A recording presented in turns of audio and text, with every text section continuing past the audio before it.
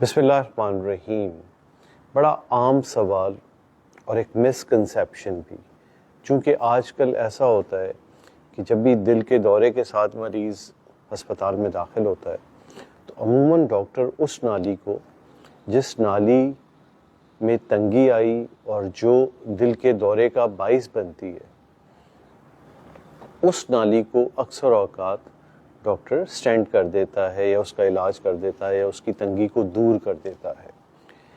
باقی نالیوں میں کبھی کبھار بیماری اس درجے میں ہوتی ہے کہ اس کو سٹینٹ کرنے کی ضرورت نہیں ہوتی، تو عموماً ڈسچارج کے وقت جونیئر ڈاکٹر یہ کہہ دیتا ہے کہ باقی کا علاج دوائی سے ہی ہوگا، جس سے مریض یہ سمجھتا ہے کہ شاید دل کی باقی نالیاں دوائی سے کھل جائیں گی۔ اور ایسا اکثر ہوتا ہے کہ او پی ڈی میں مریض آتا ہے اور کہتا ہے کہ ہماری 2 نالیوں میں مسئلہ تھا، ایک میں سٹینٹ ڈال دیا گیا ہے اور دوسری جو ہے وہ ڈاکٹر نے بتایا کہ دوائی سے کھل جائے گی۔ اس بات کو سمجھنا بڑا امپورٹنٹ ہے۔ اکثر اوقات کبھی کبھار کسی بھی انسان کی 2 یا 3 نالیوں میں بیماری ہوتی ہے، لیکن ہارٹ اٹیک جس نالی کی وجہ سے ہوتا ہے، ایکیوٹ سچویشن میں اس نالی کو سٹینٹ کر دیا جاتا ہے۔ اب وہ جو ایک نالی سٹینٹ ہو گئی ہے، اس کے بعد باقی نالیوں کا فیصلہ کس بنیاد پر ہوتا ہے کہ کیا اس میں سٹینٹ لگانے کی ضرورت ہے یا نہیں ہے، یہ ایک سمجھدار ڈاکٹر جس کو یہ اندازہ ہوتا ہے کہ بھئی باقی فرض کیا 2 نالیوں میں تھا، ایک نالی کو سٹینٹ لگ گیا جو میجر یا بڑی نالی تھی، اب جو دوسری نالی ہے یہ نالی چھوٹی ہے اور ایک چھوٹے سے ایریا کو سپلائی کر رہی ہے، تو اس صورت میں اب اگر اس نالی کو کھولا جائے یا نہ کھولا جائے تو یہ برابر ہے، اس سے مریض کے آؤٹ کم پہ کوئی بہت زیادہ فرق نہیں پڑے گا۔ تو ایسی صورت میں ڈاکٹر یہ کہہ دیتا ہے کہ باقی معاملات شبیر سلام کر رہے ہیں، وعلیکم السلام، اس موضوع کے حوالے سے کوئی بھی آپ کے ذہن میں سوال ہو تو آپ پوچھ سکتے ہیں۔ تو وہ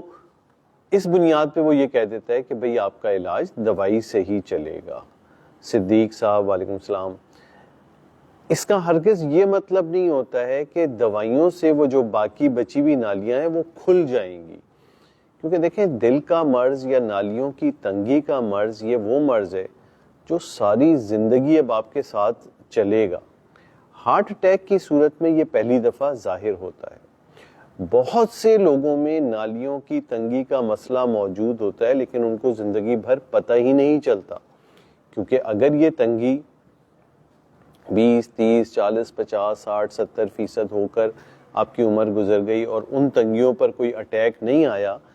تو آپ کو پتہ بھی نہیں چلے گا کہ آپ کی نالیوں میں کبھی تنگیاں تھیں اور آپ کی زندگی بالکل خوش و خرم صحت مندی کی حالت میں گزر جائے گی۔ جاوید انائی صاحب بھی سلام کر رہے ہیں، کیوں ڈاؤن رہتا ہے؟ صدیق صاحب پوچھ رہے ہیں ہارٹ پیشنٹ کا بی پی کیوں ڈاؤن رہتا ہے؟ دیکھیں بی پی ڈاؤن ہونا کوئی مرض نہیں ہے،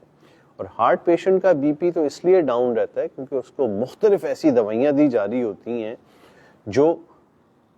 بلڈ پریشر پہ اثر کرتی ہیں۔ حالانکہ ان دوائیوں کا مقصد دل کی دھڑکن کو کم رکھنا، دل پہ بوجھ کو کم رکھنا ہوتا ہے، لیکن وہ چونکہ بی پی پہ بھی اثر کر رہی ہوتی ہیں، اور اگر اس کو بلڈ پریشر ہو یا نہ ہو دوسروں صورتوں میں یہ دوائیاں دینی ہوتی ہیں، تو اس وجہ سے کم رہتا ہے۔ مرتضیٰ صاحب سلام کر رہے ہیں، وعلیکم السلام۔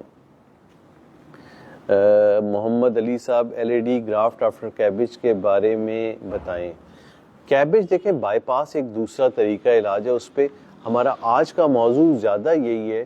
کہ دل کی نالیوں میں جو تنگیاں آتی ہیں کیا وہ دوائیوں سے بالکل ختم ہو جاتی ہیں؟ تو یہ ممکن نہیں ہے۔ یہ بالکل اس طرح ہے دل کی نالیوں میں تنگی والا معاملہ جیسے آپ کے گھر میں پائپوں میں لوہے کے جو پائپ پرانے ہوا کرتے تھے، آج کل تو پلاسٹک کے پائپ لگتے ہیں، اس میں آہستہ آہستہ اندرونی زنگ لگنا شروع ہو جاتا ہے تھا، اور اس کا اندازہ سردیوں میں جب آپ گیزر کے پائپ کھولتے ہیں تو اس میں سے پانی کی دھار وہ نہیں آ رہی ہوتی، اور یہ جو زنگ ہوتا ہے پائپ کے اندرونی تہ میں یہ ہلکے درجے میں ہوتا ہے تو دھار پہ یہ کوئی اثر نہیں ڈالتا ہے، بالکل اسی طرح دل کی نالیوں میں جب یہ تنگیاں ہلکے ہلکے بن رہی ہوتی ہیں، اس درجے میں ہوتی ہیں کہ خون میں رکاوٹ نہیں کر رہی، تو وہ کسی کو بھی پتہ نہیں چلتا کہ اس کی نالی میں تنگی آئی ہے یا نہیں آئی ہے۔ اس دوران میں اب آج کل وہ ٹیسٹ آ گئے ہیں، کیلشیم سکورنگ یا سی ٹی انجیو، جو یہ اندازہ کر دیتا ہے، لیکن یقین مانیے اس کو جان کے یا نہ جان کے اس سے کوئی فرق نہیں پڑتا ہے۔ اس میں اہم ترین معاملہ یہی ہوتا ہے، اکثر لوگ ذہن میں یہ سوال لے کے گھوم رہے ہوتے ہیں کہ ڈاکٹر صاحب ہمیں بتائیں کہ ہماری دل کی نالی ٹھیک ہے یا اس میں تنگیاں آ گئی ہیں یا نہیں آ گئی ہیں۔ دیکھیں، اس طرف زیادہ پریشان نہ ہوں، اس حوالے سے چلیں کہ آپ کو کوئی علامت اس نوعیت کی آ رہی ہے یا نہیں آ رہی ہے۔ اگر علامتیں نہیں ہیں، خود کوئی تکلیف نہیں ہے، تو اس تشویش میں اپنے ذہن کو کھپانا نہیں چاہیے کہ پتہ چلے کہ مجھے مرض ہے یا نہیں ہے، کیونکہ پتہ چلنے کی صورت میں بھی آپ کو کرنا کیا ہے، آپ کو اپنے رسک فیکٹرز کو کنٹرول کرنا ہے۔ یعنی اگر آپ کے اندر sugar, blood pressure, cholesterol, cigarette smoking, موٹاپا، فزیکل انیکٹیویٹی، ان تمام چیزوں کو ٹیک کیئر کرنا ہے، تو اگر مرض پتہ بھی چل جائے گا تب بھی یہی کرنا ہوگا، اور مرض پتہ نہیں بھی ہے تو اس لیے میں اکثر ایسے لوگ جن کو ابھی اللہ کا شکر ہے ہارٹ اٹیک نہیں ہوا ہے، تو ان سے یہی درخواست کرتا ہوں کہ اس حوالے سے بہت پریشانی کی ضرورت نہیں ہے۔ یہ اکثر اوقات لوگوں میں ہوتا ہے کہ وہ پریشان ہو جاتے ہیں، ان کے آس پاس کسی کو دل کا مسئلہ ہوا اور وہ پریشانی کے عالم میں ڈاکٹر کے پاس جائے جا رہے ہیں، 15 طرح کے ٹیسٹ کرائے جا رہے ہیں، حالانکہ اس کا علاج پہ کوئی فرق نہیں پڑنا۔ اب اس صورتحال میں صرف یہ دیکھیں کہ آپ میں وہ تمام رسک فیکٹر، یعنی وہ چیزیں جو دل کا مرض لا سکتی ہیں، وہ ہیں یا نہیں ہیں۔ اور اس میں بار بار ذکر کرتا ہوں، سب سے اہم ترین میں آپ کو بتا دوں، جو ایک چیز آپ کو کرنی پڑ جائے جس میں کوئی خرچہ نہیں ہے، وہ یہ ہے کہ فزیکل ایکٹیویٹی، یعنی روزانہ کی بنیاد پہ ورزش، کم از کم 30 سے 40 منٹ اپنے 24 گھنٹے میں ایسے نکالیں جس میں آپ تیز قدموں سے واک کریں، یا آپ جوان ہیں تو جم کریں، یوگا کریں، اور تائشی، 1000 طرح کی ورزشیں آ گئی ہیں، تو اپنے آپ کو کم از کم 40 منٹ روزانہ اس روٹین میں ڈالنا ہے کہ آپ ورزش کریں۔ غذا میں اس چیز کا خیال رکھیں کہ آپ کی غذا میں چکنائی، چاول،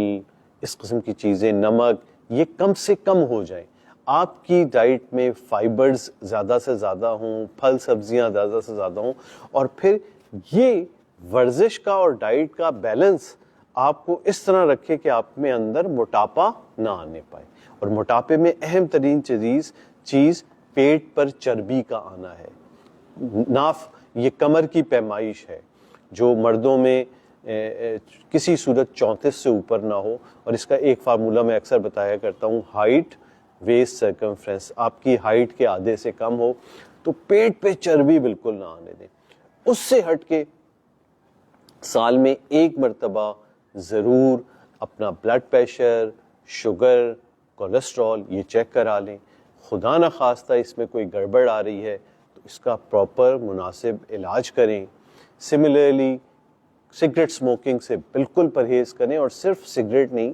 تمباکو نوشی، یعنی تمباکو کسی فارم میں بھی ہو اس کو استعمال نہ کریں، صحت کے لیے نقصان دہ ہے۔ تو یہ بڑی امپورٹنٹ چیزیں ہیں۔ سر آئے مدثر نہاری کھا سکتے ہیں؟ دیکھیں، میں نے ہمیشہ ذکر کیا ہے، کھانے پینے کے حوالے سے اکثر لوگ پوچھتے ہیں کہ یہ کھا سکتے ہیں یا نہیں کھا سکتے۔ کوئی بھی چیز منع نہیں ہے، بیلنس۔ آپ نے خود دیکھا ہوگا، میں اکثر اپنی ویڈیو ڈالتا ہوں کہ دیسی گھی بھی استعمال کر رہا ہوں، بلائی بھی استعمال کر رہا ہوں، اور انشاءاللہ کبھی میں آپ کو اپنی ورزش کی، اپنی روٹین جو دن کا میرا ہے اس کی بھی میں ڈالوں گا کہ میں روزانہ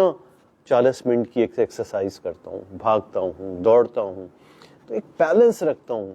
ہر مہینے اپنی کمر کی پیمائش کرتا ہوں کہ یہ کب بڑھ تو نہیں رہی ہے، تو اس بیلنس میں رہتے ہوئے فزیکل ایکٹیویٹی اور ڈائٹ کا کہ میں اپنی کمر پہ چربی نہیں آنے دیتا، تو اس صورت میں خود اندازہ کر لیتا ہوں کہ میں نے یہ بھی کھایا، وہ بھی کھایا، یہ بھی کھایا، لیکن میں موٹاپے کی طرف نہ گیا۔ میڈم گوہر محمود، بڑے عرصے بعد لائیو سیشن میں بھی کر رہا ہوں اور آپ بھی کامنٹ کر رہی ہیں، بہت شکریہ بہت شکریہ، بڑے عرصے سے ملاقات کوئی بات نہیں ہوئی ہے۔ بہرحال موضوع ہمارا شروع ہوا تھا دل کی نالیوں کی تنگی کا ختم ہو جانا دوا کے ذریعے سے، تو یہ ممکن نہیں ہے۔ دوائیاں نالیوں کی تنگی کو ختم نہیں کرتی، نالیاں کیا کرتی ہیں کہ آپ کی ایک نالی کوئی میجر اسٹینٹ ہو گئی ہے، باقی نالیوں میں جو ہلکے درجے میں تنگی ہے، تو نالیوں کے ذریعے سے، دوائیوں کے ذریعے سے کیا ہوگا کہ یہ آپ کے اندر علامتیں یعنی تکالیف نہیں آنے دیں گی، اور دوسرا ان تنگیوں کو مزید نہیں بڑھنے دیں گی۔ اس لیے بہت خیال رکھنا چاہیے، دوائیاں بہت ریگولر طریقے سے لینی چاہیے۔ یہ جو مسکنسیپشنز پھیلائے جاتے ہیں کہ دوائیاں بس دوائی کی کمپنیوں کے